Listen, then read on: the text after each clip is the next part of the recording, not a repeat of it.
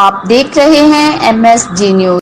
मणिसादीगंज से मणिसादीगंज लाखों रुपए की लागत से तामीर होने वाला वाटर फिल्ट्रेशन प्लांट इंतजामिया की नाअहली के बाइस फंक्शनल होने के 2 माह बाद ही बंद, आवाम को शदीद परेशानी का सामना।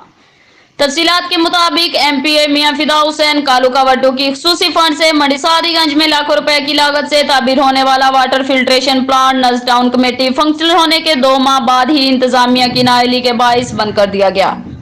फिल्ट्रेशन प्लांट की बिजली भी काट दी गई। अवामी इलाकों ने डिप्टी कमिश्नर बावल नगर और असिस्टेंट कमिश्नर मिंचनाबाद मुजम्मिल इलियास से मुतालबा किया कि फौरी तौर पर वाटर फिल्ट्रेशन प्लांट की बिजली बहाल करवाकर इसको फंक्शनल किया जाए ताकि गरीब अवाम साफ पानी से मुस्तफीद हो सके।